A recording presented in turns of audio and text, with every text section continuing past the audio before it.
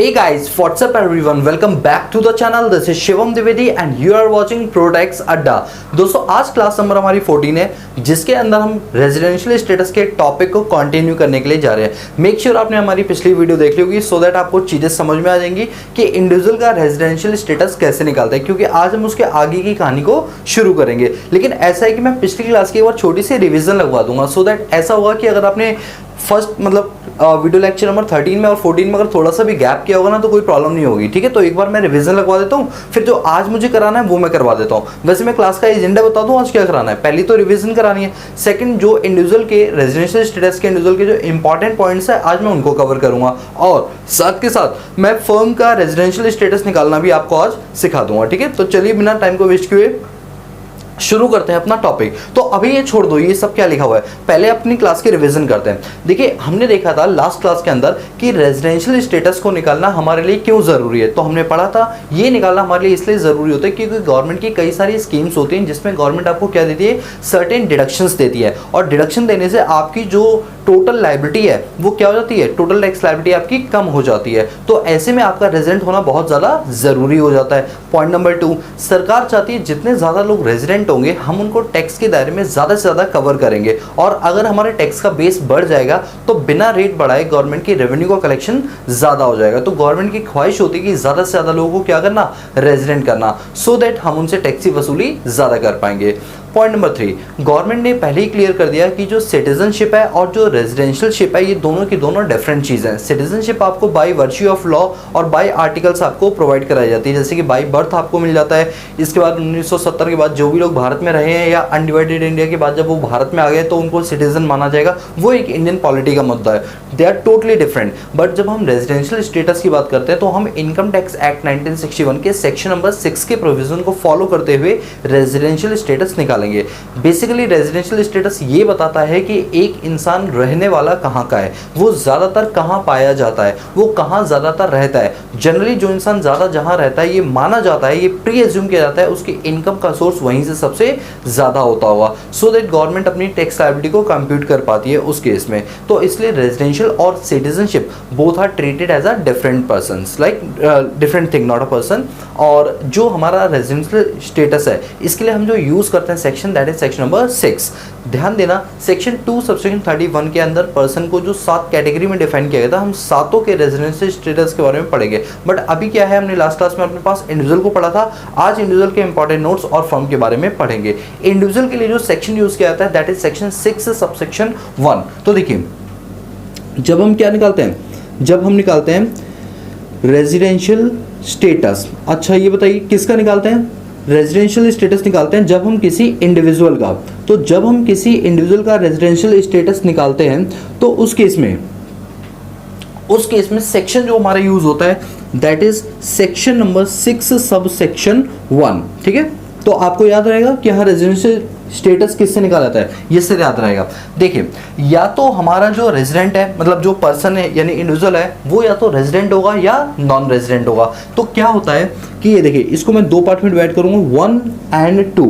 या तो मेरा इंडिविजुअल क्या होने वाला है, रेजिडेंट होने वाला है, या मेरा इंडिविजुअल क्या होने वाला है, मेरा इंडिविजुअल होने वाला है नॉन रेजिडेंट। देखिए उसके रेजिडेंट होने के लिए हमको ज़्यादा ध्यान नहीं लगाना पड़ता, हम 2 में से अगर कोई एक कंडीशन भी सेटिस्फाइड हो जाती है तो हम उसको रेजिडेंट की उपाधि दे देते हैं। लेकिन रेजिडेंशियल में यहाँ पर भी कई सारी कैटेगरीज होती हैं, एक होती है नॉर्मल केस और एक होता है आपका स्पेशल केस। तो इसको भी मैं फर्दर 2 पार्ट के अंदर डिवाइड करूंगा। ठीक है, ये लीजिए 2 पार्ट है।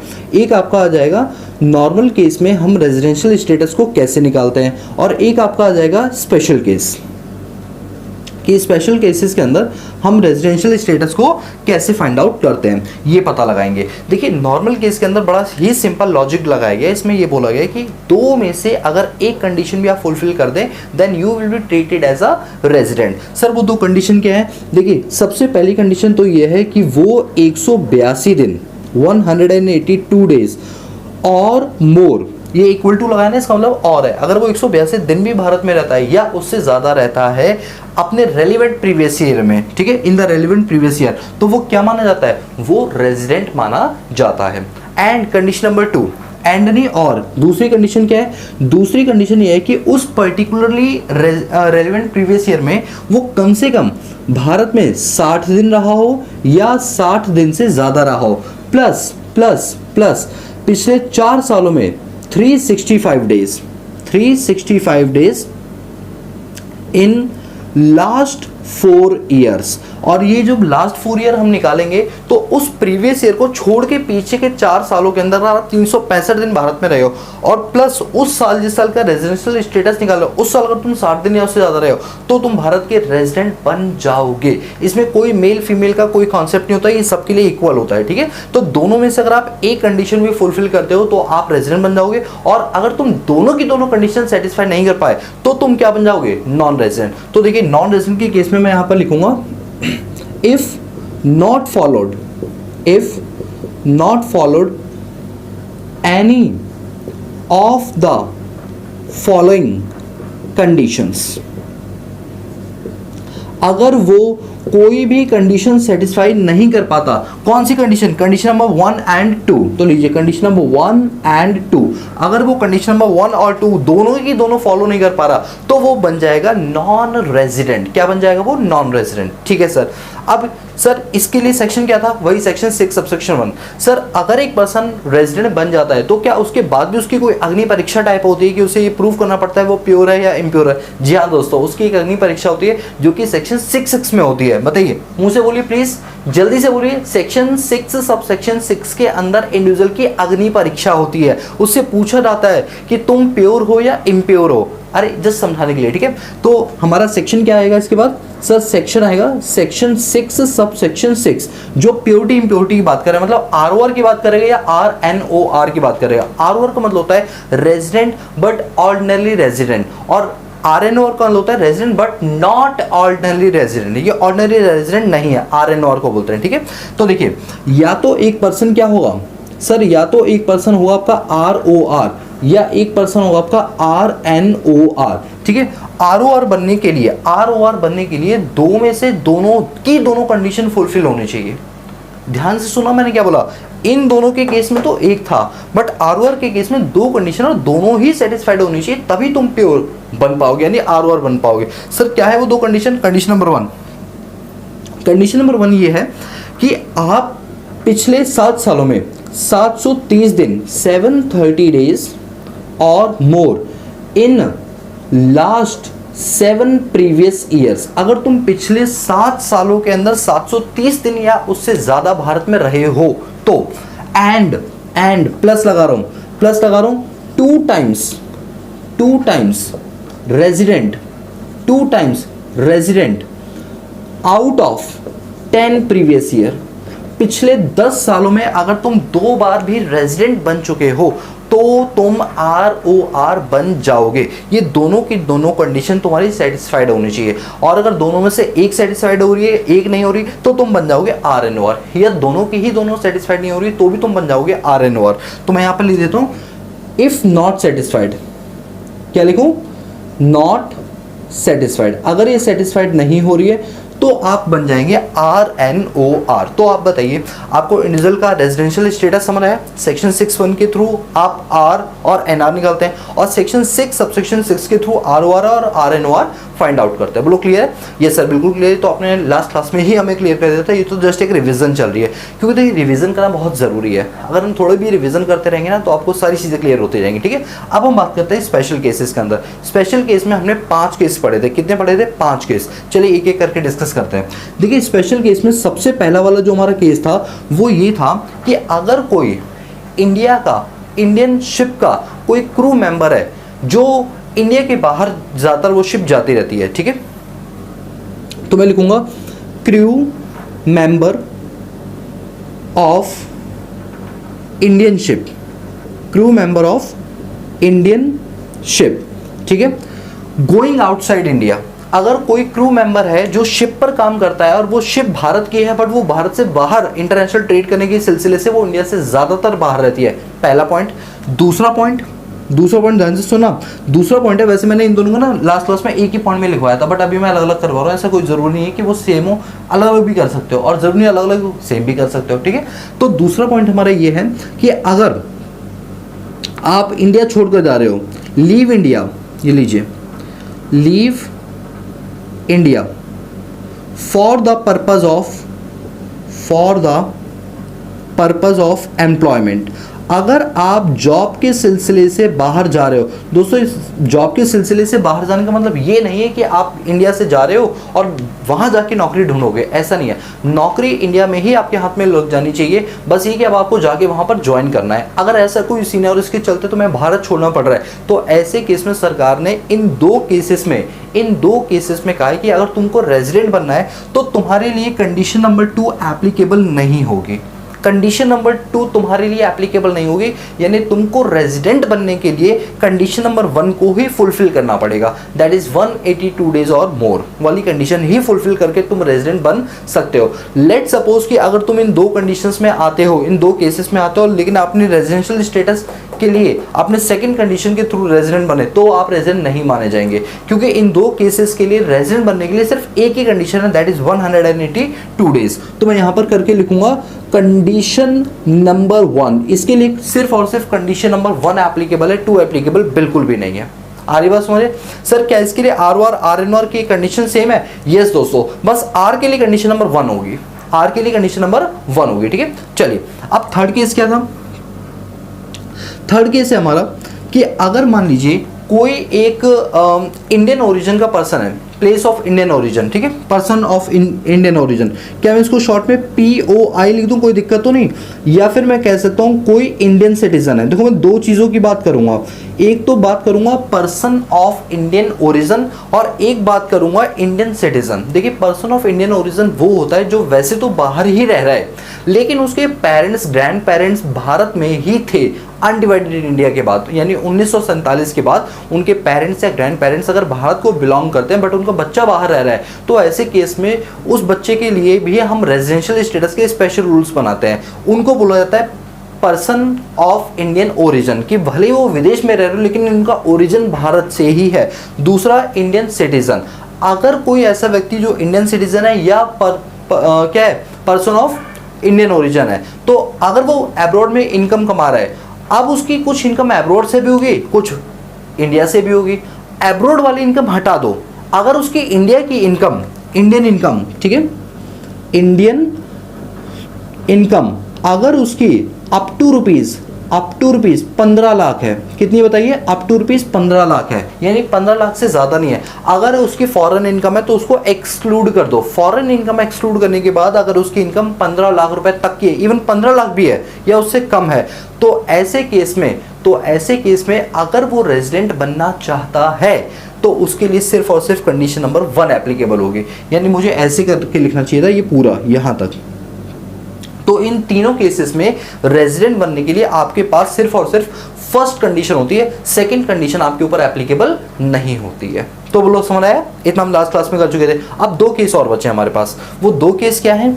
वो 2 केस, एक काम करो दोस्तों, अगर आप मुझे परमिशन दो तो मैं इसको ऐसे यहाँ नीचे लिख देता हूँ, जिससे मुझे ना थोड़ा स्पेस मिल जाएगा। इज अप टू ₹15 लाख, ठीक है। अब मैं यहाँ पर एरो करके लिख रहा हूँ कि इन लोगों के लिए अप्लाई ओनली कंडीशन नंबर 1, इनके लिए रेजिडेंट बनने के लिए कंडीशन नंबर 1 ही एप्लीकेबल होती है इन तीनों केस के अंदर। अब जो बचे 2 केस है अब उनकी बात करते हैं। अब जो 2 केस बचे हैं, like case number 4 and case number 5। Case number 4 है कि अगर कोई पर्सन इंडियन सिटीजन है, अगर कोई पर्सन इंडियन सिटीजन है या फिर उसका जो इंडियन ओरिजिन से कहीं ना कहीं कोई ना कोई लिंक है, ठीक है, और उसकी इंडिया से इनकम हो रही है, इंडियन इनकम जो है वो 15 लाख से ज़्यादा है, Indian income is more than 15 lakhs, अगर उसकी इनकम 15 लाख से ज्यादा है, यानी इस वाले पॉइंट का जस्ट मैं अपोजिट बता रहा हूं, अगर उसकी इनकम 15 लाख से ज्यादा होगी तो ऐसे केस में उसको कहा जाएगा कि तुम्हारे पास रेजिडेंट बनने के लिए 2 कंडीशन है, एक तो पहली वाली और दूसरी वाली में थोड़ा सा चेंज करेंगे। इनके लिए क्या बोला गया बताइए? इनके लिए बोला गया कि आपके लिए कंडीशन नंबर 1 जो है ना 182 डेज वाली, ये लीजिए 182 डेज और मोर वाली कंडीशन से आप रेजिडेंट बन सकते हो। और कंडीशन नंबर 2 में जो 60 डेज है ना, इसको कर दिया गया है 120 दिन। इस 60 डेज को क्या कर दिया गया है? 120 दिन। 120 days plus, 120 days or more plus, plus क्या 365 डेज इन 4 प्रीवियस ईयर्स। यानी ये सेम है, बस क्या है कि जो 60 डेज है उसको क्या कर दिया गया है हमारे पास 120 डेज कर दिया गया है सिर्फ इस केस के लिए। बोलो स्पेशल केस हुआ नहीं हुआ? Yes sir. सर दोनों कंडीशन होनी चाहिए, दोनों में से एक, मैं और करके लिख रहा हूं दोनों में से एक, बोलता रहा हूं बिल्कुल सेम ऐसा ही है, सिर्फ 60 डेज का वहां पर 120 डेज कर दिया गया और कुछ भी नहीं किया गया। ठीक है, लास्ट केस नंबर 5, ये स्पेशल केस है लास्ट। इसमें बोला गया था कि अगर कोई इंडियन सिटीजन है, अब ध्यान देना मैं यहां पर अब ओरिजिन, इंडियन ओरिजिन की बात नहीं कर रहा, मैं सिर्फ किसी बात कर रहा हूं इंडियन सिटीजन की। अगर कोई व्यक्ति इंडियन सिटीजन है, ठीक है, और उसकी इंडिया में income, Indian income is more than 15 lakh है, कितनी है 15 लाख से ज्यादा है, बट उसने अभी तक किसी भी कंट्री में कोई टैक्स पे नहीं किया है, उसने अभी तक किसी भी कंट्री में टैक्स पे नहीं किया है, not paid tax in any country, किसी भी कंट्री में उसने कोई टैक्स पे नहीं किया है, तो ऐसे केस में उस व्यक्ति को बाय डिफॉल्ट चाहे वो इंडिया में रहे या ना रहे, उसको हम रेजिडेंट भी बनाते हैं और RNOR बना देते हैं। क्या बना देते हैं? बाय डिफॉल्ट उसको RNOR बना देते हैं। सर ये क्या नई चीज आ गई? अभी तक तो आप पढ़ा रहे थे RNOR के लिए ये वाली कंडीशन होनी चाहिए, अब आप कह रहे हो वो इंडिया आएगा भी नहीं ना तो भी वो RNOR बन जाएगा। हाँ दोस्तों देखिए, अब मेरी बात को सुनिए जरा, गवर्नमेंट के लॉजिक्स देखिए, गवर्नमेंट ने लॉजिक दिया इसमें कि देखिए वो बंदा तो इंडिया का ही है ना, इंडिया के बाहर इनकम कमा रहा है, बट इनकम कमा इंडिया से भी रहा है, तभी तो उसकी इंडियन इनकम 15 लाख से ज़्यादा बनी ना। जब वो इंडिया में इनकम कमा रहा है तो चलो भाई हम ये सोचकर उसे छोड़ देते कि भारत में टैक्स मत दो क्योंकि तुम विदेशों में टैक्स देते आ रहे हो। अब वो इंसान इंडियन सिटीजन है, इंडियन ओरिजिन कवर नहीं है, खाली इंडियन सिटीजन कवर हो रहा है। ठीक है, वो व्यक्ति इंडियन सिटीजन है, भारत और विदेश दोनों जगह से कमा रहा है, भारत की इनकम उसकी 15 लाख से ज़्यादा है और वो किसी भी कंट्री में टैक्स नहीं दे रहा, तो बेटा उसको हम क्या बना देंगे? रेजिडेंट भी बना देंगे और RNOR भी बना देंगे, चाहे भले वो इंडिया में एक दिन के लिए भी ना आया हो, लेकिन फिर भी उसे बाय डिफॉल्ट क्या बना देंगे? RNOR बना देंगे। और सेक्शन हमारा यूज होगा सेक्शन 6 सबसेक्शन 1A। ये दोस्तों बहुत पुरानी नहीं है, 2020 में ये अमेंडमेंट आई थी, 2020 के अंदर ये नया कॉन्सेप्ट आया, इससे पहले ये कॉन्सेप्ट नहीं हुआ करता था। ईयर 2020 के फाइनेंस एक्ट के अंदर इस चीज को इनकॉर्पोरेट किया गया स्पेशल केसेस के अंदर। बोलो समझ रहा है? तो आई होप अब आप समझ गए होंगे, यही चीजें मैंने आपको लास्ट क्लास में कराई थी, मतलब यही चीज मैंने लास्ट क्लास में कराई थी, अभी कुछ भी ऐसा मैंने आपको नया अभी तक फिलहाल नहीं कराया। बताइए यहां तो कोई डाउट? बताइए, मैं उम्मीद करता हूं यहां तक आपको कोई डाउट नहीं होगा। ठीक है, तो ये थी पिछली क्लास की रिवीजन। अब आज की क्लास शुरू करते हैं। सर लगभग आपने 20 मिनट लगा दी, आप कह रहे हो अब क्लास शुरू करें। हाँ दोस्तों देखो क्या होता है, अगर मैं रिवीजन नहीं कराऊंगा ना, जब भी मैं रिवीजन करूँ तो समझ जाना कोई तो रीज़न होगा, कोई तो रीज़न होगा जो सर ने रिवीजन करा के थोड़ा सा टाइम एक्स्ट्रा लिया है। तो यही रीज़न है क्या कि ये पॉइंट अब आपको क्लियरली समझ आएंगे। हो सकता है बीच में आप भूल जाओ या कुछ हो जाए, तो इसीलिए रिवीजन कराइए। चलिए इन पॉइंट पर हम डिस्कशन करते हैं। लिखा हुआ है special notes for individual. Individual के केस में क्या है, कुछ स्पेशल नोट्स है। Point number 1, for the purpose of counting the number of days stay in India, the day of arrival and the day of departure shall be consider to be stay in India. जब भी हम residential status के लिए number of days की calculation करते हैं, तो जब इंसान भारत में आया है तो जिस तारीख में आया ये माना जाएगा कि वो पूरे दिन भारत में था, और जिस तारीख को वो इंडिया छोड़कर विदेश जा रहा है तो ये माना जाएगा कि जिस तारीख को वो इंडिया छोड़कर जा रहा है उस तारीख में पूरे दिन वो भारत में ही था। यानी उसका आने वाला दिन और जाने वाला दिन इंडिया के स्टे में ही काउंट किया जाएगा। It means the day of arrival and the day of departure shall be considered to be stay in India. बोलो क्लियर है? यस सर, हमें बिल्कुल क्लियर है। लेकिन इस वाले रूल की एक एक्सेप्शन है, यानी जहां पर ये रूल एप्लीकेबल नहीं होता बल्कि जस्ट अपोजिट होता है। ये जनरल रूल था लेकिन उसकी एक छोटी सी एक्सेप्शन है। एक्सेप्शन क्या बोलती है कि जिस दिन आप जाओगे वो दिन भारत में काउंट नहीं करेंगे, और जिस दिन तुम आओगे भारत में वो दिन भारत में काउंट नहीं करेंगे, उसके अगले दिन से काउंट करेंगे। मेरी बात को ध्यान से सुनो, मैं क्या बोल रहा हूं। एक्सेप्शन ये बोलता है कि सिर्फ एक केस के अंदर जिस तारीख को वो भारत में आ रहा है उस तारीख को वो भारत में स्टे नहीं माना जाएगा, उसकी काउंटिंग नहीं की जाएगी। और जिस तारीख को वो बाहर जा रहा है तो उस तारीख को भी भारत में काउंट नहीं किया जाएगा। यानी ऊपर वाले रूल का जस्ट एक्सेप्शन है। सर ये रूल किन के लिए एप्लीकेबल होता है? देखिए ये एप्लीकेबल होता है जो शिप्स होती है ना, क्योंकि इंटरनेशनल ट्रेड हमारा ज्यादातर किससे होता है? शिप से होता है। तो शिप के ऊपर ये रूल एप्लीकेबल होता है। शिप में जो काम करने वाले लोग होते हैं ना, उनको क्रू मेंबर्स बोला जाता है। तो क्रू मेंबर के केस में क्या होता है, जब इनकी शिप जा रही होती है ना या आ रही होती है, तो जब इनको ड्यूटी पर बुलाया जाता है तो इनको एक सर्टिफिकेट दिया जाता है। क्या आप जानते हैं कि क्रू मेंबर की जॉब्स के अंदर आपका पासपोर्ट भी लगता है, यानी आपको जॉब पे जाने के लिए पासपोर्ट की जरूरत होती है। क्योंकि भाई देखो ये जो शिप है वो अलग अलग कंट्रीज में जाएगी, तो अलग अलग कंट्रीज में जाने से पहले आपको अपना पासपोर्ट, अपनी आइडेंटिटी तो रिवील करनी पड़ेगी ना, इसलिए आपको पासपोर्ट लेकर जाना पड़ता है। और जो अप्लाई करने की बात होती है, तो जिस कंपनी की शिप पे जा रहे हो उस कंपनी का जो मालिक है या जो वहाँ के एडमिनिस्ट्रेशन वाले हैं वो आपका वीज़ा सब कुछ बना के रखेंगे। जिस जिस कंट्री में आपका कंसाइनमेंट उतरेगा उस कंट्री का वीज़ा भी वो पहले से आपका लेकर रखेंगे, लेकिन पासपोर्ट आपके पास बिल्कुल होना चाहिए। अब सुनिए मेरी बात, ऐसा नहीं होता कि आप किसी भी शिप में घुस जाओ। भाई ये डीटीसी की बसेस नहीं है कि जब मन चाहा बिना टिकट के आप घुसते चले गए, ऐसा नहीं है। शिप के अंदर आपको एंट्री लेने के लिए सबसे पहले तो वहाँ पर एक ऑफिसर होगा, वो चेक करेगा प्रॉपर, फिर आपको एंट्री दे, भले आप डेली के एम्प्लॉय क्यों ना हो, वहाँ के क्रू मेंबर ही क्यों ना हो। तो क्रू मेंबर को ना एक सर्टिफिकेट दिया जाता है जिसे बोलते हैं सर्टिफिकेट ऑफ डिस्पैच। क्या बोलते हैं उसे? ये देखिए यहाँ पर मैंने लिखा भी हुआ है, कहाँ गया, एक मिनट में मैं बताता हूँ कहाँ है। हाँ, certificate in respect of joining, मतलब सर्टिफिकेट ऑफ डिस्चार्ज सर्टिफिकेट बोलते हैं उसे। तो डिस्चार्ज सर्टिफिकेट का मतलब ये नहीं कि वो छूट गया। देखिए दो तरीके से डिस्चार्ज सर्टिफिकेट मिलता है। जब आप ऑन ड्यूटी आए हो, आपका शिप चलने के लिए रेडी है, उस वक्त उस दिन आपको दिया जाएगा डिस्चार्ज सर्टिफिकेट। और ये डिस्चार्ज सर्टिफिकेट होगा जाने का, कि वो इंडिया से जा रही है। इसके बाद जब वो शिप वापस इंडिया में आएगी कुछ महीनों के बाद व्यापार वगैरह करके, तो अब आप अपनी ड्यूटी से ऑफ हो रहे हो तो आपको मिलेगा डिस्चार्ज सर्टिफिकेट, वो भी ऑफ वाला, OFF, ऑफ मतलब अब तुम्हारी ड्यूटी ऑफ हो गई है। तो ध्यान देना, जिस दिन तुम्हें सर्टिफिकेट मिला है ना, वो वाली जो डेट है वो भारत में काउंट नहीं की जाएगी। ये माना जाएगा कि आप उस दिन भारत में नहीं थे। और जब आप ड्यूटी अपनी ऑफ करके जाओगे तो वो दिन भी आपका भारत में काउंट नहीं किया जाएगा। सर एक एग्जाम्पल से समझा दो? हाँ दोस्तों बिल्कुल मैं समझा दूंगा। देखिए फिर से सुनिए, जनरल रूल क्या बोलता था कि रेजिडेंशियल पर्पस से जिस दिन आप आए हो, जिस दिन आप जा रहे हो, वो दिन भारत में काउंट किया जाएगा। लेकिन इसकी एक एक्सेप्शनल केस के अंदर ये काउंट नहीं किया जाएगा।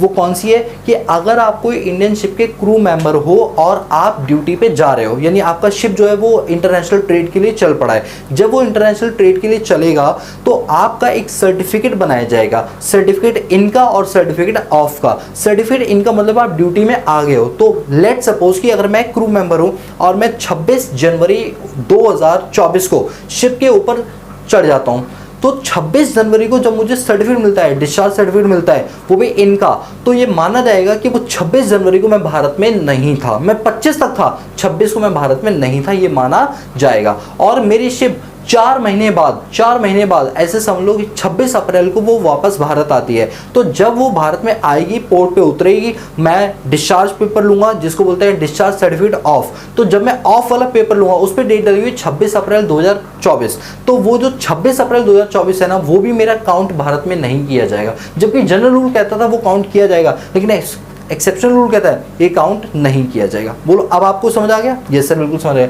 अब जरा इसको पढ़ो, जरा एक्सेप्शन को लाइन टू लाइन पढ़ेंगे। वैसे ही एक्सेप्शन 2015 के अंदर आई थी, मतलब ये थोड़ी सी पुरानी हो गई है, ठीक है। तो 2015 के अंदर ये एक्सेप्शन आई थी। आप एक बार प्लीज इसको देखो। चलिए देखिए मैं आपको करवाता हूं। एक्सेप्शन है, according to the CBT team, central board of direct tax had vide notification number 70/2015। देखिए नोटिफिकेशन का नंबर था 70, इससे पहले 69 नोटिफिकेशन इश्यूज हो चुकी होंगी।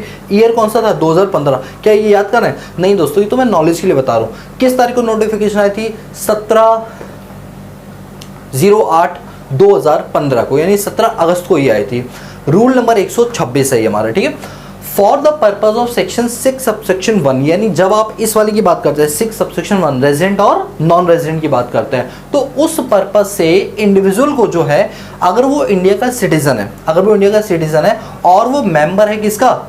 क्रू मेंबर है किसका, शिप का।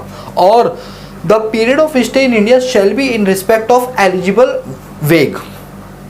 ये एलिजिबल वेग क्या होता है, देखिए पहली बात तो ऐसा है कि शिप का मतलब शिप होता है, बोट नहीं होता। अब आप किसी भी नाव में बैठ जाओ और आप बोलो मुझे तो सर्टिफिकेट डिस्चार्ज मिला ही नहीं इन और ऑफ वाला, तो भाई उस पर नहीं मिलेगा।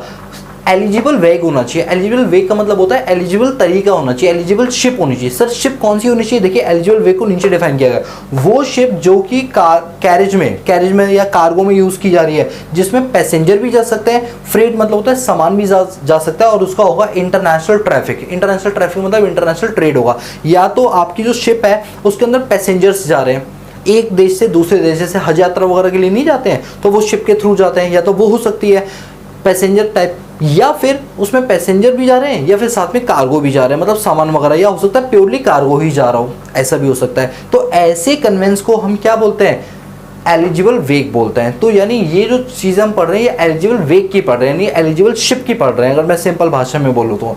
नॉट इंक्लूड द पीरियड, साफ साफ बोल रहा है शामिल नहीं किया जाएगा। कौन सा वाला समय, भारत से जाने वाला और भारत में आने वाला समय शामिल नहीं किया जाएगा। Not include the period commencing from the date of entering into continuous discharge certificate. ध्यान से सुनिए मैंने क्या बोला,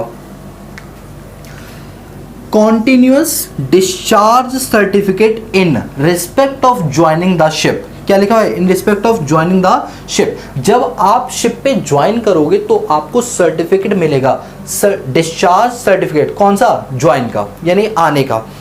and the period ending on the date entered into continuous discharge certificate in respect of signing off. ये देखिए क्या लिखा हुआ है, continuous discharge certificate in respect of signing off. तो ये ज्वाइनिंग और ये है साइनिंग ऑफ। ज्वाइनिंग समझ गए कि आप उस दिन शिप पर चढ़े हो, वो दिन इंडिया में काउंट नहीं किया जाएगा। और साइन ऑफ मतलब आप अब उसको, वो शिप वापस आ गया, अब आप उस शिप को छोड़ के वापस जा रहे हो। By the individual crew, individual crew की बात चली है, ये काउंट नहीं होगा। यहां पर लिखा था ना नॉट इंक्लूड, इसको हम शामिल नहीं करेंगे, नॉट इंक्लूड। कौन सा दिन, जिस दिन वो जा रहे हैं यानी ज्वाइन किया शिप को, और जिस दिन वो वापस भारत में आ रहे हैं, इसको काउंट नहीं करेंगे। यानी ऊपर वाले रूल की क्या बन गई, एक एक्सेप्शन बन गई। और मैं उम्मीद करता हूँ एक्सेप्शन बहुत सिंपल लगी होगी और आपको क्लियर भी हो गई होगी आसानी से। अभी क्या है कि हम इस एक्सेप्शन के ऊपर ना एक क्वेश्चन उठाएंगे, ठीक है, बट वो क्वेश्चन अभी नहीं लेंगे, पहले एक बार मैं ये वाले पॉइंट भी करा दूं, फिर इस वाले पॉइंट के क्वेश्चन पर भी आ जाएंगे, ठीक है। आपको एक प्रॉपर न्यूमेरिकल कराऊंगा, आपकी अंडरस्टैंडिंग बेहतर हो जाएगी उससे, ठीक है। चलिए सेकंड पॉइंट है कि जब हम बात करते हैं स्टे की, तो स्टे का मतलब सिर्फ लैंड ही नहीं है। स्टे का मतलब जो पानी वाली जगह है ना, उस पर भी हम स्टे कर सकते हैं। आपको पता है जो हमारा कोस्टल लाइन होता है उसके बेस लाइन से 12 नॉटिकल माइल तक के समुद्र में भी अगर आप रह रहे हो तो माना जाएगा कि आप भारत में ही रहते हो। 1 नॉटिकल माइल समुद्र के अंदर जो किलोमीटर्स होते हैं वो 1.852 किलोमीटर्स होते हैं। तो वही लिखा है the term stay in India include stay in territorial water of India. 12 nautical mile तक का समुद्र हमारा है, आप उसमें रहते हो तो इंडिया में ही माने जाओगे।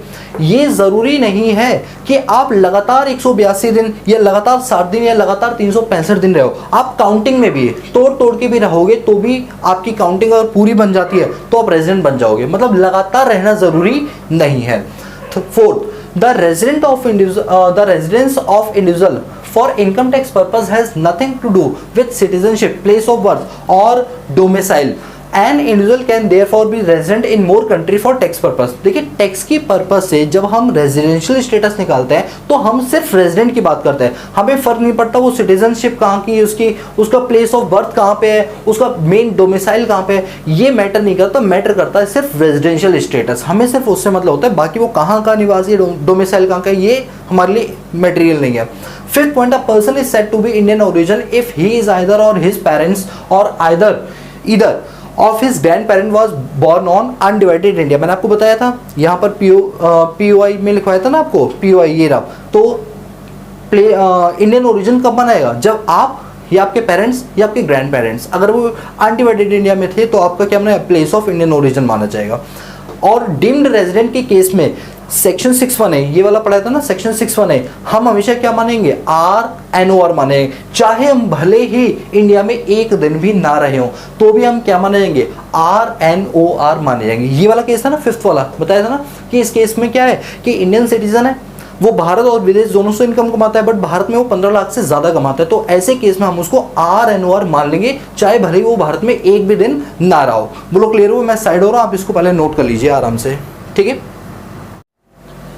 देखो वीडियो को पॉज करके अपना नोट कर लेना, ठीक है, क्लियर है। अब आगे चलते हैं, और वैसे नोट करने की ज़्यादा टेंशन मत लो, मैं आपको ये सारे नोट्स दे दूंगा, ठीक है। टेलीग्राम चैनल पे चले आओ, प्रोटेक्स अड्डा के नाम से, आपको वहाँ नोट्स मिलेंगे, इवन चैप्टर नंबर 1 के भी अपलोड हो चुके हैं, ठीक है। चलिए स्टार्ट करते हैं। अब जानते हो ये जो मैंने क्रू मेंबर वाली बात बोली थी ना, इस पर मैंने अभी आपको बोला था ना एक क्वेश्चन कराऊंगा जिससे और ज़्यादा आपकी अंडरस्टैंडिंग डेवलप हो जाएगी। तो चलिए मैं क्वेश्चन भी स्क्रीन पर लेकर आऊँगा, आप पहले वीडियो को पॉज करके इसको नोट कर लेना अगर करना चाहते हो। नहीं करना चाहते हो, समय नहीं है आपके पास, तो मैंने आपको बता दिया, आपको notes free of cost available करवा दिए जाएंगे, ठीक है। लिंक डिस्क्रिप्शन बॉक्स में दे रखा है। तो चलिए, तो आज की क्लास का पहला क्वेश्चन आप लोग की मोबाइल स्क्रीन के ऊपर ये रहा। देखिए क्वेश्चन को पढ़िए, और बहुत ही सुंदर क्वेश्चन है, मतलब कह सकते हो मज़ा आएगा इस क्वेश्चन को करने में। क्वेश्चन क्या कह रहा है आपसे? सर क्वेश्चन पहले हम पढ़ लें? अरे आप पढ़ो मैं पढ़े, बात तो बराबर ही है ना, ठीक है। चलो पढ़ो। मिस्टर आनंद एक इंडियन सिटीजन है and a member of crew of a Singapore bound Indian ship, ठीक है।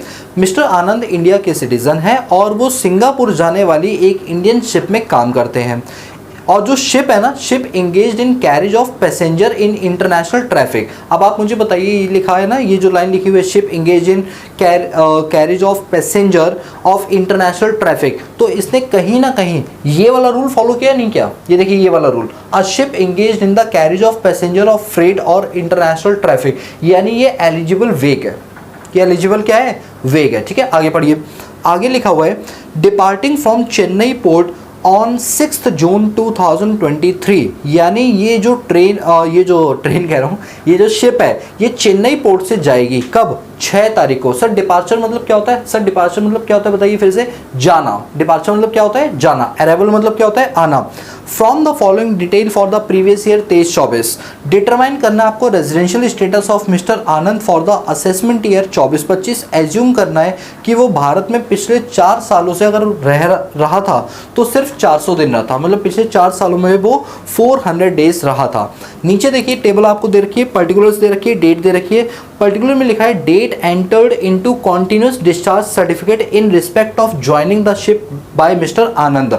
आनंद को जो ज्वाइनिंग का लेटर मिला था, ज्वाइनिंग डिस्चार्ज सर्टिफिकेट मिला था, वो 6 जून 2023 को मिला था। हमने पढ़ा था कि जिस दिन वो उसको ये मिलेगा सर्टिफिकेट, वो दिन भारत में काउंट नहीं किया जाएगा। और आगे लिखा है date entering into continuous discharge certificate in respect of signing off. Signing off मतलब वो इंडिया वापस आ गया है। कौन? मिस्टर आनंद।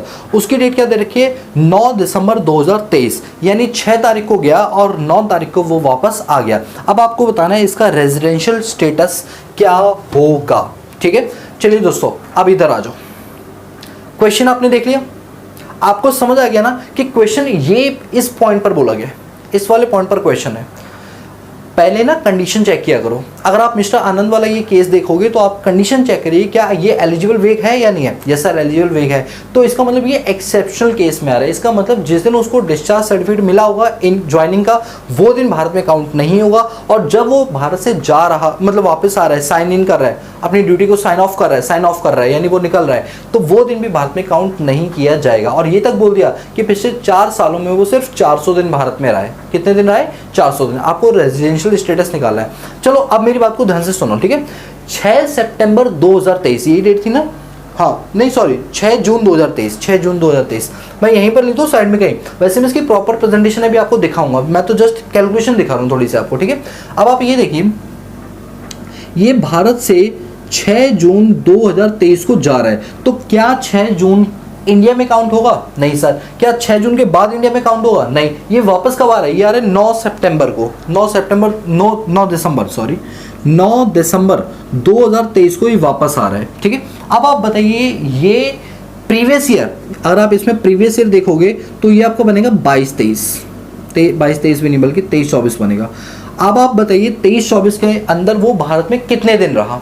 जब वो भारत में 6 जून को चला गया, 9 दिसंबर को वापस आया, तो 6 से लेकर 9 तक नहीं था, इवन 6 को भी नहीं था, 9 को भी नहीं था, क्योंकि एक्सेप्शनल केस तो यही बोलता है ना, जिस दिन वो गया और आया ये माना है कि वो भारत में नहीं था, ठीक है। चलिए अब आप जरा डेज काउंट करिए, डेज काउंट करो। जून के बताओ सर, जून में कितने दिन होते हैं? जून में होते हैं आपके 30 दिन, ठीक है। जून में कितने दिन होते हैं? जून में 30 डेज होते हैं। 30 - 6 कितना आया, 24 आया। लेकिन यानी वो 24 दिन जून के महीने में नहीं था सर, जो 6 तारीख है उस दिन तो नहीं था, तो प्लस करना पड़ेगा 1, यानी जून के महीने में वो 25 दिन इंडिया से बाहर था। काउंट कर लो अगर दिक्कत हो रही है। वो 6 तारीख को इंडिया से गया ना, 6 तारीख को इंडिया में माना जाएगा, नहीं माना है, तो 6, 7, 8, 9, 10, 11, 12 करते करते आप 30 तक चले जाओ, देखो 25 दिन हो रहे होंगे।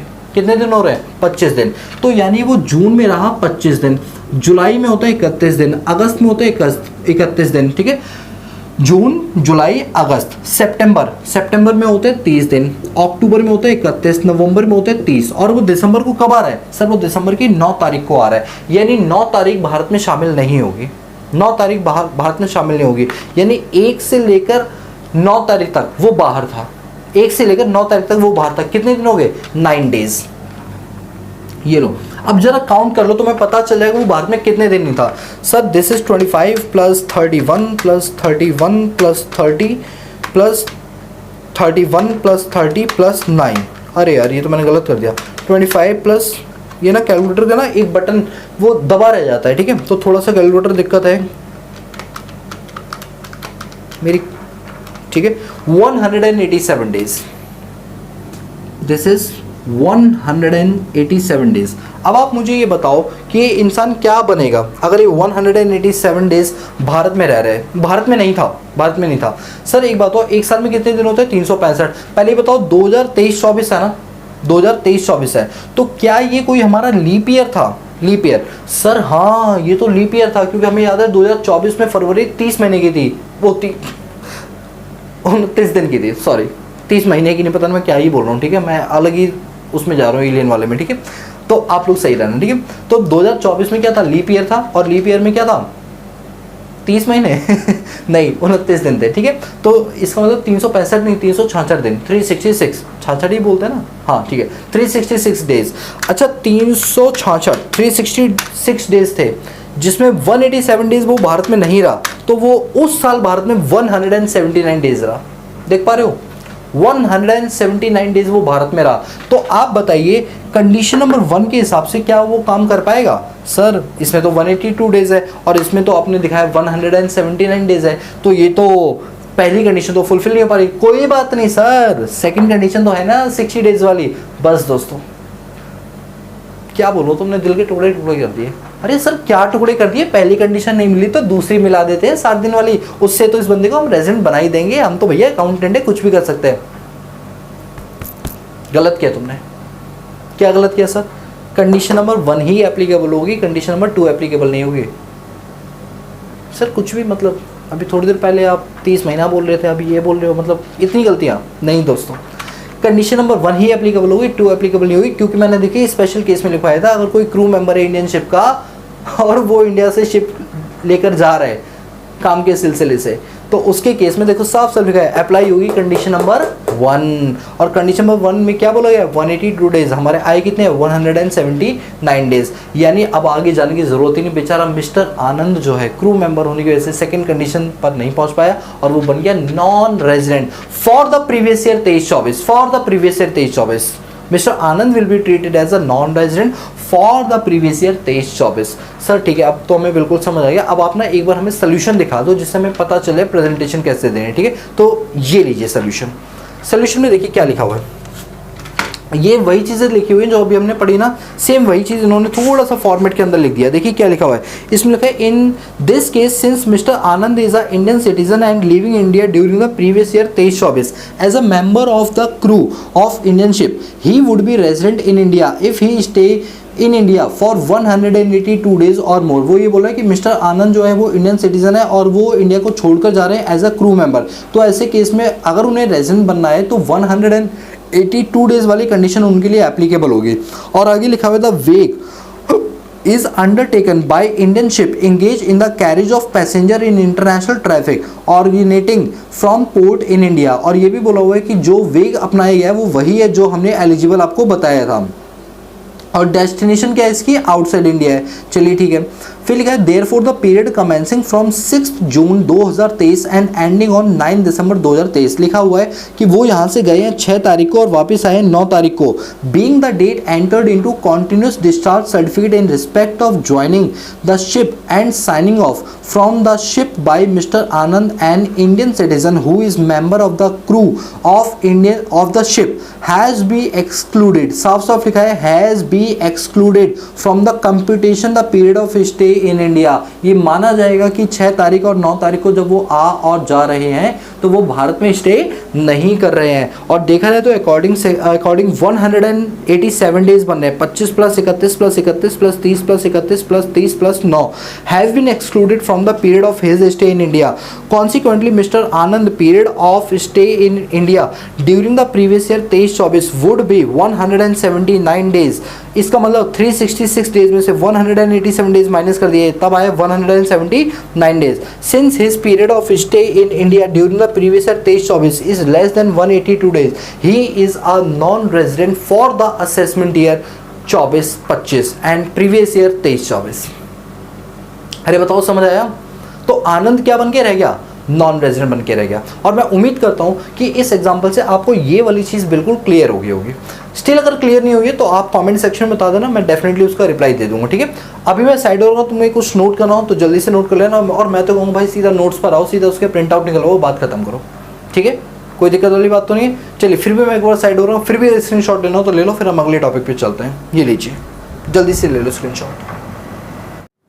तो चलिए अब हम बात करते हैं रेजिडेंशियल स्टेटस एचईएफ के केस में कैसे निकाला जाता है। मेक श्योर इंडिविजुअल वाला केस आपको बिल्कुल क्लियर हो गया होगा, ठीक है दोस्तों। तो चलिए अब हम बात करते हैं हिंदू अनडिवाइडेड फैमिली में किस तरीके से रेजिडेंशियल स्टेटस निकाला जाता है। देखिए पहले मैं आपके दिमाग में एक बेस बना देता हूँ। देखिए हिंदू अनडिवाइडेड फैमिली जो होता है वो फैमिली का एक ग्रुप होता है जिसमें एक पूरी फैमिली क्या कर रही होती है, बिजनेस कर रही होती है। लेकिन ये बिजनेस जो होती है वो कहीं रजिस्टर्ड नहीं होती, लाइक पार्टनरशिप एक्ट में या कंपनीज एक्ट में रजिस्टर्ड नहीं होता, बट ये अपने मन से क्या कर रहे होते हैं, बिजनेस कर रहे होते हैं और अपने फैमिली बिजनेस को ये चला रहे होते हैं। तो ऐसे में किस तरीके से रेजिडेंशियल स्टेटस निकालेंगे ये डिपेंड करता है कर्ता के कंट्रोल और मैनेजमेंट पे और कर्ता के रेजिडेंशियल स्टेटस पे। यानी एचईएफ के इतने सारे मेंबर में से मेरा फोकस जो होने वाला है वो मैनेजमेंट पर होने वाला है और कंट्रोल पे, और दूसरा कर्ता के ऊपर। क्योंकि इतने सारे पार्टनर्स है, हर पार्टनर बाहर इंडिया इन और आउट हो सकता है, बट मुझे पार्टनर से मतलब नहीं है, मुझे मतलब किससे, कर्ता से है और कंट्रोल और मैनेजमेंट से, ठीक है। तो चलिए मैं आपको बताता हूँ। देखिए जिस तरह से इंडिविजुअल के केस में सेक्शन 6(1) होता था और इसके बाद आरओआर आरएनओआर में सेक्शन 6(6) होता था, यहाँ पर क्या होगा, सेक्शन 6(2) कहलाएगा वो, ठीक है। चलो मैं यहाँ पर बना के दिखाता हूँ, फिर ये स्पेशल नोट भी पढ़ेंगे आप लोग अपने पास। देखिए अगर हम बात करें रेजिडेंशियल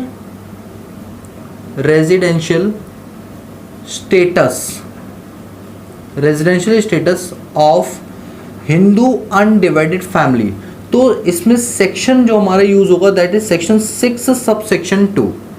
क्या होगा बताइए, सेक्शन 6 सबसेक्शन 2, क्योंकि सेक्शन 6 सबसेक्शन 1 तो होता था इंडिविजुअल का, ठीक है।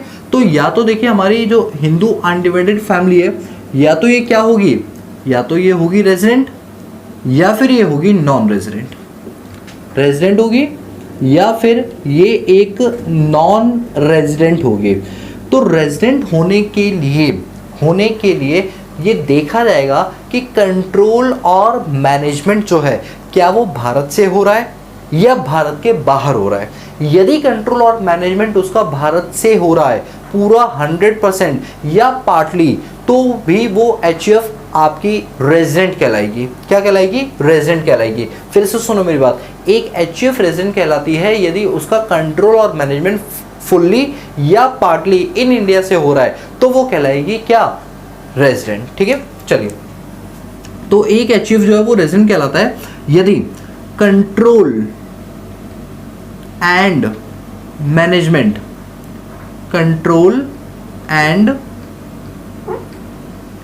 मैनेजमेंट होली और पार्टली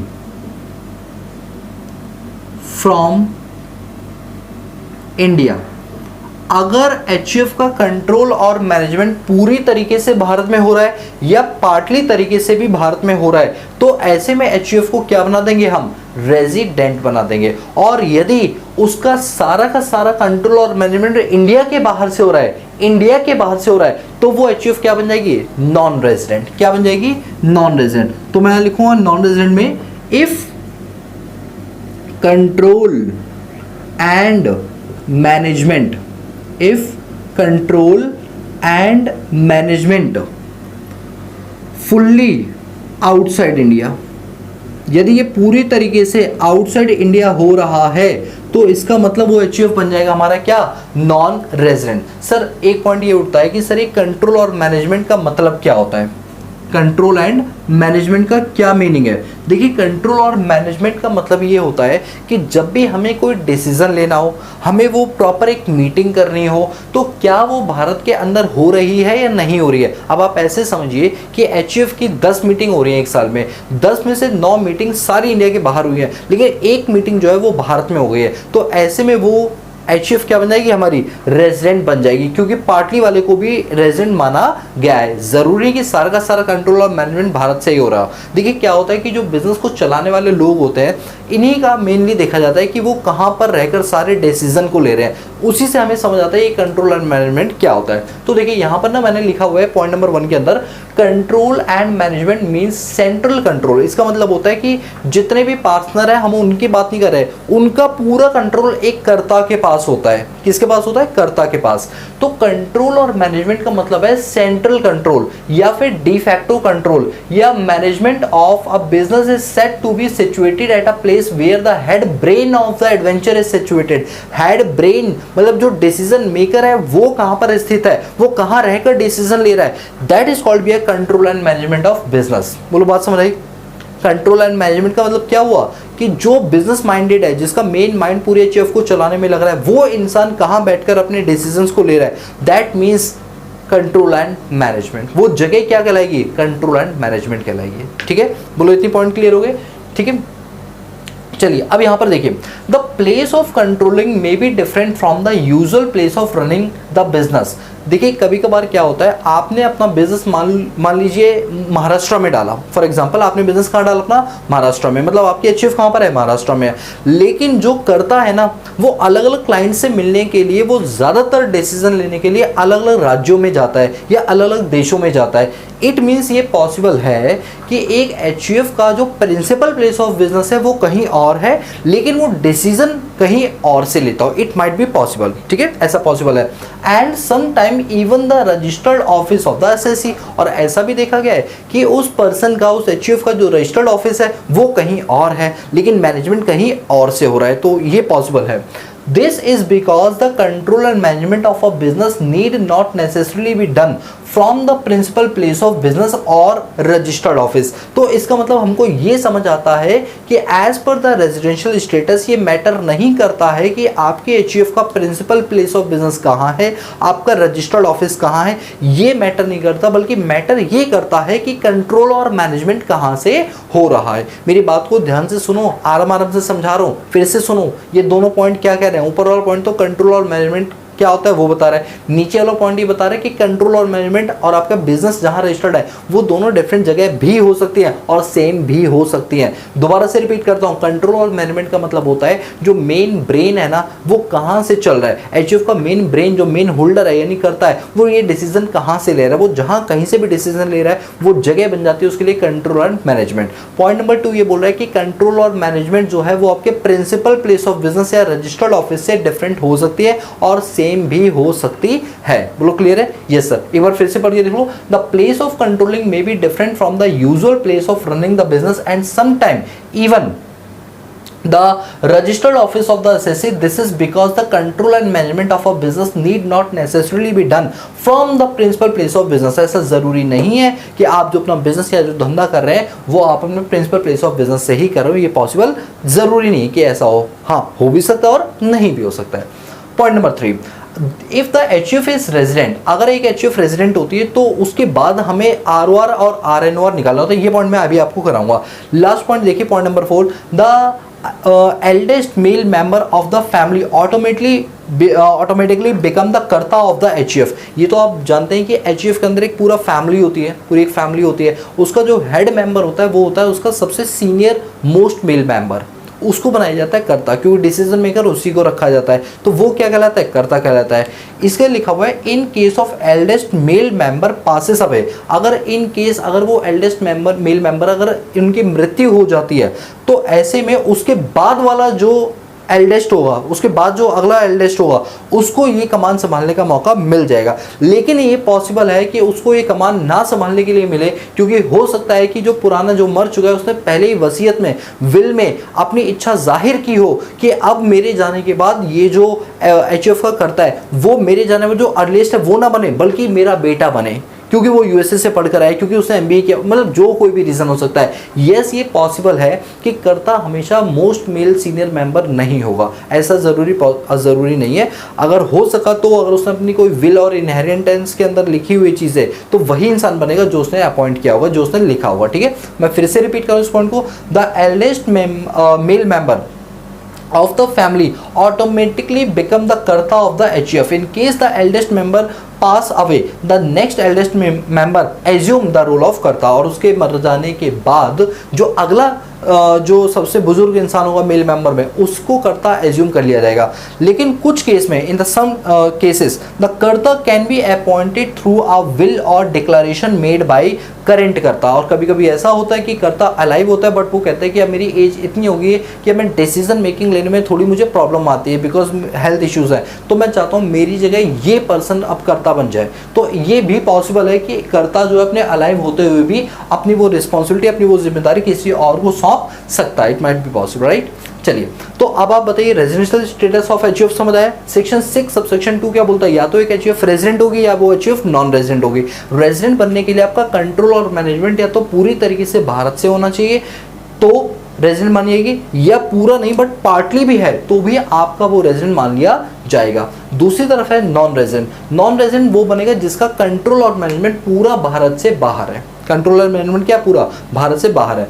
अब यदि एक एचयूएफ जो है वो रेजिडेंट बन जाती है तो उसके बाद हमारे पास सेक्शन यूज होता है, सेक्शन 6 सब सेक्शन 6B क्या यूज होता है, सेक्शन 6(6)(b) यूज होता है।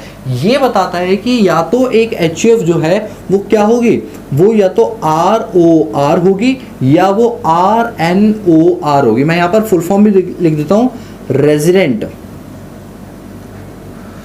But ordinarily resident, ordinarily resident. और RNOR की फुल फॉर्म होती है रेजिडेंट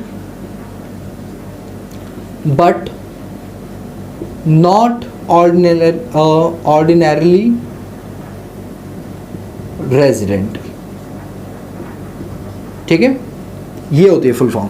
देखिए, जो हमने इंडिविजुअल के केस में पढ़ा था ना सेक्शन 6(6)(a, वही यहाँ पर भी अप्लाई होता है, वही 730 डेज और 2 टाइम्स वाला सेम कॉन्सेप्ट यहाँ भी अप्लाई होता है। तो अगर एक एचयूएफ क्या बनना चाहता है, ROR बनना चाहता है। अब जानते हो, देखो ऊपर कर्ता के मैनेजमेंट की बात हो रही थी, अब नीचे जब स्टे देखा जाएगा ना तो कर्ता का देखा जाएगा। किसका देखा जाएगा, कर्ता का।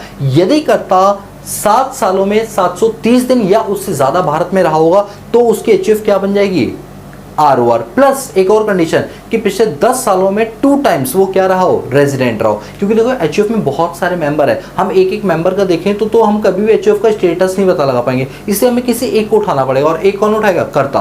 कर्ता का हम देखेंगे स्टे कहां पर है। ठीक है, तो अब यहां पर लिखेंगे हम फर्स्ट कंडीशन, इफ कर्ता stay at least 730 days or more in India in a relevant the relevant, अच्छा रेलिवेंट नहीं लिखना, सॉरी, क्योंकि तो 7 साल वाली बात लिखनी है तो मैं यहाँ लिखूंगा मोर इन इंडिया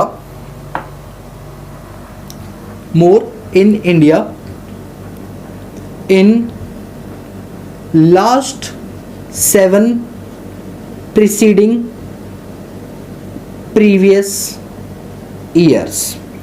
जिस प्रीवियस ईयर की बात कर रहे हैं उसको छोड़ के उसके 7 साल पहले तक के दिनों को काउंट करेंगे। अगर कर्ता 730 दिन या उससे ज़्यादा भारत में रहा है तो पहली कंडीशन है। एंड का मतलब होता है दूसरी कंडीशन भी साथ में होनी ज़रूरी है।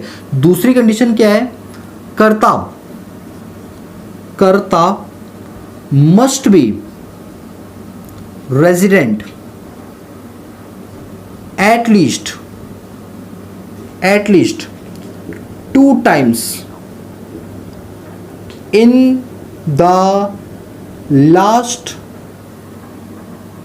10 preceding previous years।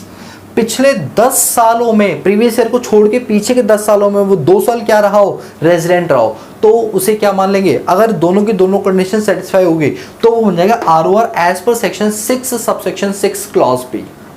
आई बात समझे? 6(6)(b) के थ्रू अगर ये दोनों की दोनों कंडीशन सेटिस्फाई होती है तो पूरी HF क्या बन जाएगी? ROR। अदरवाइज क्या बन जाएगी? RNOR। अगर दोनों की दोनों कंडीशन सेटिस्फाइड नहीं होती, यहां मैं लिख देता हूं नॉट सेटिस्फाइड। अगर ये सेटिस्फाइड नहीं होती है कंडीशन तो वो क्या बन जाएगा? RNOR हो जाएगा। क्या बन जाएगा वो? RNOR बन जाएगा। बताइए HF का केस समझ आया? HF के केस में कहीं कोई दिक्कत? अगर कोई दिक्कत हो तो प्लीज़ आप मुझे बता सकते हैं, ठीक है। चलिए अब एक काम करते हैं, हम एक एग्जांपल लेते हैं जिससे हम चीज़ों को ज़्यादा अच्छे बेहतर तरीके से हम समझ पाएँ, ठीक है। तो चलिए एक एग्जांपल लेते हैं। क्वेश्चन आपकी स्क्रीन के ऊपर ये रहा।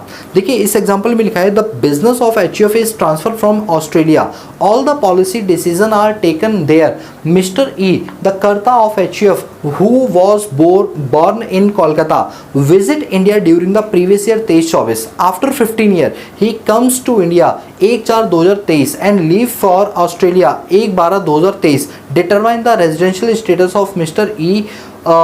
E and the HF assessment year 24-25। चलिए दोस्तों इधर आइए, क्वेश्चन देखा आपने, नोट कर लिया ना वीडियो को पॉज करके। अब मेरे साथ ना लाइन टू लाइन पढ़िए, मैं चाहता हूँ लाइन टू लाइन पढ़ो तो आपको ज़्यादा क्लियरिटी मिलेगी, ठीक है। चलिए लाइन टू लाइन पढ़ते हैं। देखिए लाइन टू लाइन में ये है कि लिखा है the business of HF is transacted from Australia. चलिए ठीक है, ऑस्ट्रेलिया से चल रही थी। जो भी पॉलिसी डिसीजन ले रहा था मिस्टर ई, जो कि एक करता है, वो सब बाहर से ले रहा था। और देखा जाए तो इसका जो जन्म स्थान है वो कहाँ का है? कोलकाता। खैर मुझे इससे कोई मतलब नहीं है कि वो कहाँ पैदा हुआ करता है, ये इरिलेवेंट है हमारे लिए। लेकिन वो इंडिया विजिट कर रहा है प्रीवियस ईयर 23-24 में, यानी काफ़ी सालों के बाद, यानी 23-24 के अंदर वो भारत में आया। और जब भारत आया तो वो 15 साल बाद आया, मतलब वो 15 साल से बाहर था। वो 15 साल बाद 23-24 में पहली बार भारत आया है, मतलब 15 साल बाद भारत आया है। और वो कब भारत आया? 1/4/2023 को, यानी प्रीवियस ईयर 23-24 की बात हो रही है तो 1/4/2023 को वो भारत आया है। और उसने ऑस्ट्रेलिया के लिए लीव कर लिया है 1/12/2023 को, 1/12/2023 को। अब आपको बताना है इसका रेजिडेंशियल स्टेटस। अच्छा अब आप मुझे एक बात बताओ, ध्यान से सोच के एक बात बताओ कि ये इंडिया में कब आया? 1/4/2023 को। और ये वापस कब चला गया? ये वापस चला गया सर 1 दिसंबर 2023 को। चलिए तो देखिए अप्रैल के महीने में वो 30 दिन रहा, मई के महीने में वो 31 दिन रहा, जून के महीने में वो 30 दिन रहा, जुलाई के महीने में वो 31 दिन रहा, अगस्त के महीने में वो 31 दिन रहा, सितंबर के महीने में वो 30 दिन रहा, अक्टूबर के महीने में वो 31 दिन रहा, नवंबर के महीने में वो 30 दिन रहा, और 1 दिसंबर को गया। हमने पढ़ा था the day of arrival and the day of departure shall be consider to be stay in India. अगर वो 1 दिसंबर को जा रहा है तो वो 1 दिसंबर भी भारत में ही काउंट होगा, यानी 245 दिन 245 डेज वो इंडिया में था प्रीवियस ईयर 23-24 में, प्रीवियस ईयर 23-24 में। अब आप मुझे एक बात बताइए, क्या वो रेजिडेंट माना जाएगा या नहीं माना जाएगा? सर देखिए उसका जो डे ऑफ स्टे है 182 डेज वाला तो वैसे भी नहीं है। इसमें तो क्या देखा जाता है? कंट्रोल एंड मैनेजमेंट देखा जाता है। क्या देखा जाता है? Control and management. हमने कैलकुलेशन करके रख ली कि वो 23-24 में 245 दिन भारत में रहे, ठीक है। अब मैं आपको आंसर दिखाता हूँ, देखिए प्रेजेंटेशन किस तरीके से करनी है। तो ये आपका आंसर, देखिए आंसर में लिखा हुआ है during the previous year 23-24 mister E stay in India for 245 days. अभी अभी हमने कैलकुलेट किया था 30 + 31 + 30 + 31 31 30 31 30 और 1 इस तरीके से। Therefore he is a resident however since he comes India after 15 year. इसका मतलब है कि वो पिछले 15 सालों से भारत में नहीं है। Therefore residential status of mister E previous year is resident but not ordinary resident. अब आप मुझे एक बात बताइए, ये जो क्वेश्चन मैंने आपको कराया इसके अंदर जो मिस्टर ई है क्या वो रेजिडेंट है? अच्छा पहली बात तो ये एचयूएफ की कैपेसिटी की बात नहीं कर रहा, मैं क्वेश्चन को दोबारा देख लेता हूँ। यहाँ पर पहले ना आप मिस्टर ई के पॉइंट ऑफ व्यू से बात करो as a individual. As a individual देखे तो 245 दिन वो भारत में रहा, यानी 182 दिन से ज्यादा रहा, यस वो रेजिडेंट है। पहले ना मैं आपको आंसर एचयूएफ के पॉइंट ऑफ व्यू से दे रहा था। पहले इन्होंने क्या क्या आंसर वालों ने कि पहले आपको क्या बताया इंडिविजुअल के पॉइंट ऑफ व्यू से, फिर बताएंगे वो एचयूएफ के पॉइंट ऑफ व्यू से। अच्छा इंडिविजुअल का अगर हम देखें तो मिस्टर ई को अगर हम इंडिविजुअल ट्रीट करें तो यस वो 15 साल बाद भारत में आया, लेकिन जिस साल आया वो भारत में 245 दिन रहा, यानी उसने पहली कंडीशन 182 दिन वाली मीट आउट कर लिया, यानी वो क्या बन गया रेजिडेंट बन गया। रेजिडेंट के बाद सेक्शन 66A लगाओ जरा, उसमें चेक करो क्या वो 730 दिन पिछले 7 सालों में रहा। अरे सर 7 साल छोड़ो, वो तो 15 साल में पहली बार भारत आया है, यानी 15 साल से वो भारत में नहीं था। इसका मतलब वो क्या बन गया RNOR बन गया। यही हमारा सोल्यूशन। ठीक है आगे देखिए, आगे लिखा हुआ है बी पार्ट में since the business of HUS is transacted from Australia and policy decisions are taken there, it is assumed that control and management is in Australia, that is the control and management is wholly outside India, therefore the HUF is non-resident for the previous year 23-24। ध्यान से सुना आपने कि ये वाली HUF non resident मानी जाएगी क्योंकि जब वो ऑस्ट्रेलिया में था पिछले 15 सालों से इस HUF को वो ऑस्ट्रेलिया से ही रन कर रहा था। इट मीन्स यहाँ पर control and management fully outside India, fully outside India, इस वजह से ये HUF क्या बन जाएगी नॉन रेजिडेंट। लेकिन जब मैं मिस्टर ई की बात करूंगा तो मिस्टर ई क्या बन जाएगा एज ए इंडिविजुअल रेजिडेंट बन जाएगा उस साल के लिए। बाकी पीछे के सालों के लिए वो नॉन रेजिडेंट है, बस इस साल 23-24 के लिए, प्रीवियस ईयर 23-24 के लिए वो रेजिडेंट माना जाएगा, बट HUF क्या मानेगी नॉन रेजिडेंट। आई होप कि आपको समझ में आ गया होगा। ठीक है इसको नोट करो, फिर आगे चलते हैं। चलिए अब हम बचे हुए केसेस की बात करते हैं। देखिए अभी आज की क्लास में, मतलब लास्ट क्लास में हमने इंडिविजुअल का पढ़ लिया था सेक्शन 6(1), अभी हमने HUF का पढ़ा सेक्शन 6(2), अब हम पढ़ेंगे फर्म का AOP और BOI का, फिर हम पढ़ेंगे कंपनीज का, और फिर हम पढ़ेंगे AJP का। सर ये सब आज हो जाएगा? हाँ बिल्कुल, क्योंकि अब तो छोटे छोटे पॉइंट हैं, बड़े बड़े थे इंडिविजुअल के और HUF के, सबसे बड़ा होता है इंडिविजुअल का, वो कंप्लीट हो गया, मतलब 60-70% वहीं कंप्लीट हो चुका था हमारा काम। ठीक है तो चलिए शुरू करते हैं। आइए सब लोग इधर ध्यान दीजिए। अभी आज की क्लास में मैं ये पूरा कंप्लीट करा दूंगा रेजिडेंशियल स्टेटस, फिर नेक्स्ट क्लास से हम स्कोप ऑफ टोटल इनकम करना शुरू करेंगे। ठीक है आइए तो मैं हेडिंग डालता हूँ आपके पास, हेडिंग है आपकी रेजिडेंशियल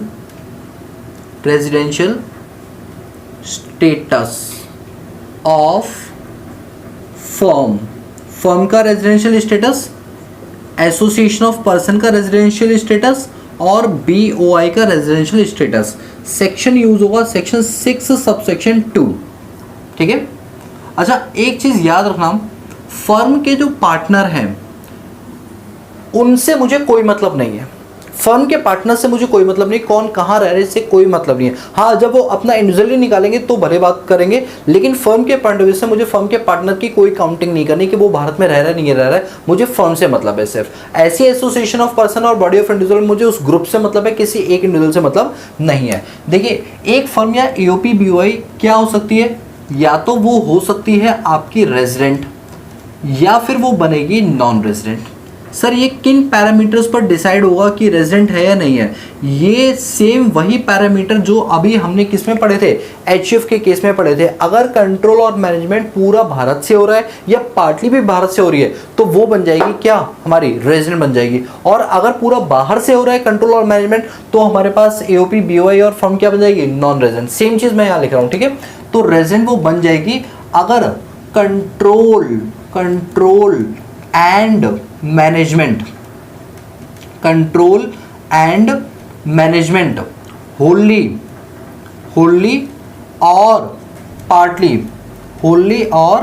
पार्टली फ्रॉम इंडिया। अगर ये सब इंडिया से हो रहा है तो वो बन जाएगी रेजिडेंट, यानी वो फर्म और एओपी बीओआई क्या बन जाएगी, रेजिडेंट। सर एक बात बताइए, अगर मान लीजिए एक पार्टनरशिप फर्म में 5 पार्टनर है, 4 पार्टनर ज़्यादातर इंडिया में रहते हैं, एक थोड़ा सा इधर उधर हो जाता है, तो क्या हम पार्टनर के पॉइंट ऑफ व्यू से पार्टनरशिप फर्म का रेजिडेंशियल स्टेटस नहीं निकालेंगे? नहीं दोस्तों, वो अपना इंडिविजुअल कैपेसिटी में निकाल सकते हैं, but as a partnership firm हमको क्या देखना होता है, कंट्रोल एंड मैनेजमेंट। सेम वही चीज़ जो हमने एचयूएफ के अंदर देखी, ठीक है। चलिए और बताइए नॉन रेजिडेंट बुक कब होगा? सर नॉन रेजिडेंट होगा अगर कंट्रोल और management, control and management Holi outside India, Holi outside India, अगर ये पूरा का पूरा कहाँ हो रहा है, इंडिया के बाहर हो रहा है, तो ऐसे केस में वो एओपी बीओआई या पार्टनरशिप फर्म क्या बन जाएगी, नॉन रेजिडेंट बन जाएगी। चलिए ठीक है सर। सर अब एक बात है, रेजिडेंट के बाद क्या आरओआर या आरएनओआर होता है इस केस में? नहीं दोस्तों, आरओआर और आरएनओआर सिर्फ इंडिविजुअल और एचयूएफ में होता है, किसी में नहीं होता। सर आप हमें लॉजिक और रीजन देंगे ऐसा क्यों? देखिए रीजन नंबर वन क्या 2 भी नहीं है, बस एक ही है। वो रीजन ये है कि डेज की काउंटिंग हम इंडिविजुअल में करते हैं, डेज की काउंटिंग हम सिर्फ इंडिविजुअल के केस में कर सकते हैं, यानी एक इंसान के केस में। फर्म कोई एक इंसान नहीं है, एओपी बीओआई एक ग्रुप है, तो ऐसे में एक इंसान को आइडेंटिफाई कर पाना मुश्किल है। इस वजह से यहाँ पर कॉन्सेप्ट सिर्फ आर और एनआर का ही रखा जाता है, आर और आरएनओआर का नहीं रखा जाता। बोलो बात क्लियर हो गई है? यस सर बिल्कुल क्लियर हो गई है। अब ध्यान देना दोस्तों, अगला हम पढ़ेंगे अपने पास क्या, residential status, residential status of company. अब हम कंपनी का रेजिडेंशियल स्टेटस पढ़ेंगे, और कंपनी के रेजिडेंशियल स्टेटस के लिए हम यूज करेंगे सेक्शन 6 सब सेक्शन 3। ये लीजिए, क्या यूज करेंगे, सेक्शन 6 सब सेक्शन 3। देखिए एक कंपनी या तो रेजिडेंट होगी या वो नॉन रेजिडेंट होगी। तो मैं आपकी जानकारी के लिए बता दूं, यहाँ पर रेजिडेंट और नॉन रेजिडेंट ऐसे डिसाइड नहीं होता। अगर कोई कंपनी इंडियन कंपनीज एक्ट 2013 या प्रीवियस कंपनीज एक्ट 1956 या उससे भी पहले वाला जो एक्ट है, अगर वो उसमें रजिस्टर्ड है, तो वो भारतीय कंपनी इंडिया की परमानेंटली रेजिडेंट मानी जाएगी, वो इंडिया की रेजिडेंट बाय डिफॉल्ट हो जाएगी। कोई डेज वेज की, कोई कंट्रोल मैनेजमेंट की हमें टेंशन नहीं लेनी है। अगर वो भारत के कंपनीज एक्ट के अकॉर्डिंग बने तो यस वो क्या मानी जाएगी, रेजिडेंट मानी जाएगी। क्या मानी जाएगी बताइए? सर बिल्कुल हमें समझ आ गया कि अगर कोई कंपनी जो है वो इंडियन कंपनीज एक्ट के अंदर कवर होती है तो उसे क्या मानेंगे, हम हमेशा रेजिडेंट मानेंगे, ठीक है। तो अब मैं यहाँ पर लिख भी देता हूँ, ठीक है। तो यहाँ पर मैं लिखूंगा इस तरीके से करके, क्या कि इंडियन कंपनी, इंडियन, अच्छा एक कैपिटल बनाना होगा, स्टार्टिंग है इसलिए, इंडियन कंपनी which is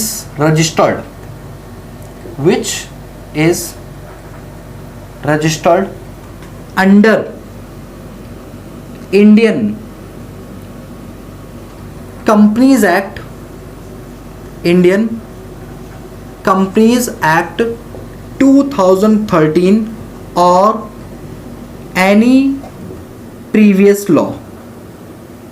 इससे पहले का कोई और लॉ है तो उसके अंदर भी अगर वो रजिस्टर्ड है तो वो कंपनी क्या बन जाएगी, रेजिडेंट बन जाएगी, ठीक है।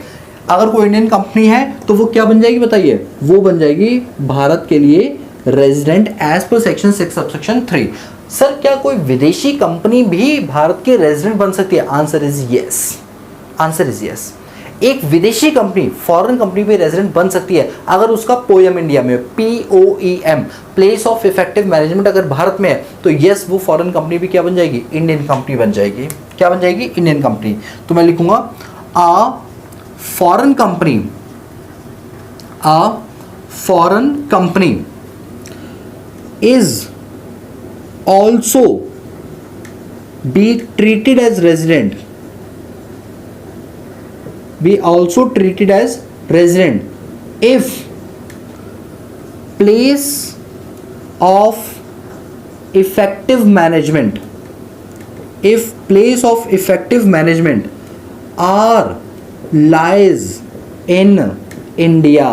अगर उसका poem POEM place of effective management अगर भारत में है तो वो फॉरेन कंपनी भी इंडियन कंपनी मानी जाएगी। सर ये पोएम क्या होता है, चलिए मैं आपको ये लिखवा देता हूँ, ये पोएम क्या होता है, ठीक है। यहाँ पर पोएम लिखवा रहा हूँ, ठीक है।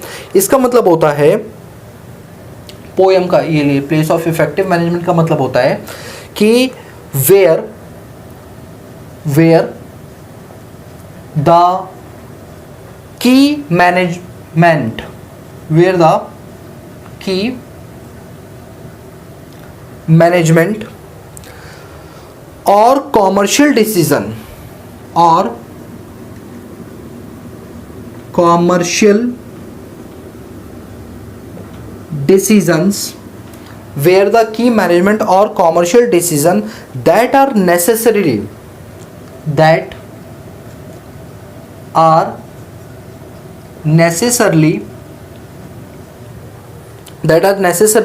for the conduct of the business, for the conduct of the business, for the conduct of the business of an entity wholly, of an entity wholly, are in substance mode, wholly are in substance mode। Sir ये क्या चीज़ आपने लिखी है, थोड़ा समझा दीजिए। देखिए, place of effective management का मतलब होता है कि आप अपने मेजर डिसीजन जो है ना वो भारत से ही ले रहे हो, भले ही आप विदेशी कंपनी हो, बट मेजोरिटी जो डिसीजंस हैं वो आप कहाँ से ले रहे हैं, भारत से ले रहे हैं। दोस्तों वैसे ये हमारे सीए फाइनल ईयर का टॉपिक है कि पोएम क्या होता है, बट मैं आपको थोड़ी सी हिंट दे देता हूँ। देखिए, अगर कोई कंपनी अपने शेयर होल्डर का रजिस्टर इंडिया में मेंटेन कर रही है, डिविडेंड की डिक्लेरेशन वो इंडिया से कर रही है और डिविडेंड का पे आउट भी वो अगर इंडिया से कर रही है, तो ऐसे में उस कंपनी का पोएम भारत में माना जाता है। और जिसका पोएम, जिस फॉरेन कंपनी का पोएम भारत में माना जाएगा कि वो क्या है, रेजिडेंट है। बोलो बात समझ रही है? तो यहाँ तो कोई दिक्कत वाली बात ही नहीं थी। सेक्शन 6(3) में कंपनी का रेजिडेंशियल स्टेटस निकालते हैं। कंपनी बड़ी सिंपल तरीके से बात करती है, इंडियन कंपनी है तो वो हमेशा रेजिडेंट रहेगी, कभी नॉन रेजिडेंट बन ही नहीं सकती। एक फॉरेन कंपनी तक भारत की रेजिडेंट बन सकती है यदि उसका पोएम कहाँ पर हो, भारत में हो। कहाँ पर हो, भारत में हो। ठीक है, ये हो गया। अब 6(3) के बाद आएगा 6(4). आप कौन बच गया? सर एक बात बताओ, जैसे हमने सेक्शन 231 में पर्सन को पढ़ा था, एक होता है इंडिविजुअल, हम उसका पढ़ चुके, एक होता है एचयूएफ, हम 6(2) में पढ़ चुके, एक होता है एओपी बीओआई, और एओपी बीओआई हो गया, और आपका फर्म हो गया, कंपनी हो गया, 5 पढ़ चुके, 2 बच गए। कौन से? लोकल अथॉरिटी और एजेपी, है ना, उनके लिए बनाएगा सेक्शन 6(4). ठीक है, तो आइए अब हम बात करेंगे किसकी? अब हम बात करेंगे रेजिडेंशियल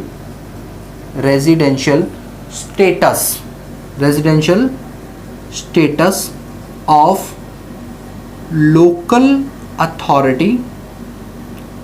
अथॉरिटी और आर्टिफिशियल ज्यूरिडिशियल पर्सन। सेक्शन जो यूज होगा दैट इज सेक्शन 6 सबसेक्शन 4। क्या यूज होगा बताइए? सेक्शन 6 सबसेक्शन 4 इसमें यूज होगा। ठीक है, तो देखिए, या तो ये चीज हमारी रेजिडेंट मानी जाएगी या नॉन रेजिडेंट। ये लीजिए, या तो ये हमारे बनेंगे रेजिडेंट या ये हमारे लिए बनेंगे नॉन रेजिडेंट। सेम दोस्तों मैं वही लिखने वाला हूँ, कंट्रोल और मैनेजमेंट वाली कहानी सेम रिपीट होगी यहाँ भी। तो या तो एक लोकल अथॉरिटी या एजेपी रेजिडेंट होगी, नॉन रेजिडेंट। कैसे डिपेंड करेगी? कंट्रोल और मैनेजमेंट पे। कंट्रोल एंड मैनेजमेंट होली और पार्टली फ्रॉम इंडिया। अगर कंट्रोल और मैनेजमेंट होली और पार्टली जो है वो इंडिया से हो रहा है तो वो लोकल अथॉरिटी और एजेपी क्या बन जाएगी? रेजिडेंट बन जाएगी। और अगर control and management Holi outside India हो रहा है, होली आउटसाइड द इंडिया हो रहा है, तो इस केस में ऐसी एजेपी या ऐसा लोकल अथॉरिटी क्या माना जाएगा? नॉन रेजिडेंट माना जाएगा। क्या माना जाएगा? Non resident. तो सेक्शन 6(1) था इंडिविजुअल का, सेक्शन 6(2) था एचयूएफ का, ऐसी सेक्शन 2 भी था फर्म एओपी बीओआई का। सर ये इसके साथ क्यों नहीं कराया? क्योंकि देखिए इसमें आरओआर आरएनओआर नहीं था, तो इसलिए इसको सेपरेट तरीके से कराया। सेक्शन 6(3) था रेजिडेंशियल स्टेटस ऑफ कंपनी, और सेक्शन 6(4) किसके लिए था? एजेपी और लोकल अथॉरिटी के लिए। सो आई होप गाइस कि आपको ये चीज़ें बिल्कुल क्लियर हो गई होंगी, यानी आज आपने रेजिडेंशियल स्टेटस पूरा कंप्लीटली समझ लिया है और कहीं कोई डाउट नहीं आया होगा, है ना? क्लियर है या नहीं है? अच्छा एक बात और सुनिए, ये जो कंपनी वाला ना, इसके लिए मैं एक छोटा सा एग्जांपल दे दूं आपको, थोड़ी और अच्छी क्लैरिटी हो जाएगी, ठीक है। तो चलिए एक बार स्क्रीन पर आ जाइए, आप एग्जांपल देख लो बस, ठीक है। तो ये रहा एग्जांपल। आप इस एग्जांपल में अगर नोटिस करेंगे ना तो कई सारे इसमें केसेस दे रखे हैं, उन केसेस से आपको चीज़ें ज़्यादा क्लियरली समझ आ जाएंगी, ठीक है। तो वो केसेस क्या है आपके, जरा देखिए। लिखा है Microtek Informatic Limited was incorporated in India and it has business in many country outside the India. In this case company shall be consider to be resident. हाँ बिल्कुल सही है कि अगर माइक्रोमैक्स नाम की जो कंपनी है वो भारत में इनकॉर्पोरेट हुई है, बस आगे मुझे नहीं पढ़ना, अगर वो भारत में इनकॉर्पोरेट हुई है तो वो इंडियन कंपनी है, और क्योंकि वो एक इंडियन कंपनी है तो वो क्या बन गई है, resident as per section 6 subsection 3। Second पढ़ो। सेकंड लिखा है HCL Technology Limited was incorporated in India and its control and management outside India and also company shall be consider to be resident. अब आप मुझे एक बात बताइए, ये जो सेकंड केसेस के अंदर बोला गया कंट्रोल और मैनेजमेंट इंडिया के बाहर है, भैया मुझे कोई मतलब नहीं है। कंपनी के केस में कंट्रोल और मैनेजमेंट की तो बात ही नहीं होती, कंपनी केस में तो होते हैं, अगर वो इंडियन कंपनी है तो यस यस यस वो रेजिडेंट मानी जाएगी। कंट्रोल और मैनेजमेंट की बातें तो इन सब में आती है ना। तो सेकंड केस भी क्या है हमारा, रेजिडेंट का। केस नंबर 3 पढ़िए। केस नंबर 3 था ABC was incorporated outside India and place of effective management is in India. In this case company will be considered to be resident। बिल्कुल सही है, कंपनी रजिस्टर्ड तो बाहर हुई है लेकिन उसका पोयम इंडिया में लाई करता है, place of effective management India में। तो ऐसे केस में ये कंपनी क्या बन जाएगी, क्या बन जाएगी, फॉरेन कंपनी होते हुए ये भारत की रेजिडेंट बन जाएगी कि उसका poem place of effective management कहां पर लाई करता है, भारत में लाई करता है। Case number 4 Videocon industry limited है जो इनकॉर्पोरेट हुई है इंडिया में, और कंपनी क्या करती है, अच्छा ये तो कंपनी क्या मानेगी, रेजिडेंट मानी जाएगी। लास्ट केस देखिए क्या है कि सैमसंग इलेक्ट्रॉनिक कंपनी है जो इनकॉर्पोरेट हुई थी साउथ कोरिया में, उसका प्लेस ऑफ इफेक्टिव मैनेजमेंट भी साउथ कोरिया में है, तो ऐसे में ये कंपनी बन जाएगी नॉन रेजिडेंट। अब आप एक बात बताइए, सैमसंग जो है वो साउथ कोरिया की कंपनी है, यानी रजिस्टर्ड वो इंडिया में नहीं हुए। दूसरा कि उसका कोई पोयम भारत में ही नहीं है, place of effective management Bharat में नहीं है, वो भी कहाँ पर है, उसका साउथ कोरिया में है। तो इट मीन्स इंडिया से उसका कोई लिंक ही नहीं है, ना तो वो इंडिया में रजिस्टर्ड है ना उसका पोयम इंडिया में। इट मीन्स कि ये फॉरेन कंपनी क्या बन जाएगी, हमारे भारत के लिए नॉन रेजिडेंट बन जाएगी। क्या बन जाएगी, नॉन रेजिडेंट। अगला केस देखिए, अगले केस में ब्लैकबेरी लिमिटेड है इनकॉर्पोरेट हुई कनाडा में, उसका प्लेस ऑफ इफेक्टिव मैनेजमेंट भी कहाँ पर है, कनाडा में। तो अब आप मुझे एक बात बताइए, अगर वो कंपनी बनी कनाडा में है, उसका पोयम भी कनाडा में है, क्या इंडिया से उसका कोई लिंक है, कोई लिंक नहीं है, तो वो इंडिया में क्या मानी जाएगी, एज पर सेक्शन 6 सबसेक्शन 3 वो बन जाएगी नॉन रेजिडेंट। क्या बन जाएगी, नॉन रेजिडेंट। क्लियर हुई बात। तो मैं उम्मीद करता हूं आपको इस एग्जांपल से और ज्यादा क्लैरिटी मिल गई होगी, ठीक है दोस्तों। तो आपने ना देखो मजे मजे में रेजिडेंशियल स्टेटस भी पूरा कंप्लीट कर लिया, ठीक है। अब नेक्स्ट क्लास में हम स्कोप ऑफ टोटल इनकम भी पढ़ेंगे, ठीक है। तो कोई दिक्कत वाली बात नहीं है। देखिए ये जितने भी नोट्स हैं, टाइम अपना सेव करना चाहो तो इनके सारे के सारे प्रिंट आउट मैं आपको दिलवा दूंगा PDF की फॉर्म में, ठीक है। आपको सिर्फ डाउनलोड करना है, फ्री ऑफ कॉस्ट है, हमारे टेलीग्राम चैनल से जिसका नाम है प्रोटेक्स अड्डा। इनकेस अगर सर्च में ना भी मिले ना तो नीचे मैंने डिस्क्रिप्शन बॉक्स में लिंक दिया हुआ, वहां से भी कर सकते हैं। इवन आप इंस्टाग्राम वगैरह पे भी हमसे जुड़ सकते हैं, सो दैट थोड़ी कनेक्टिविटी अपनी लोगों की बनी रहेगी, ठीक है दोस्तों। तो दोस्तों अगर आपको वीडियो पसंद आ रही है तो प्लीज इसको लाइक शेयर सब्सक्राइब जरूर करें, ठीक है दोस्तों। So guys if you like the video give a big thumbs up and subscribe the channel and press the bell icon so that you notify all the time when I post new video on this YouTube channel. बाकी मिलते हैं next class में, तब तक के लिए peace out.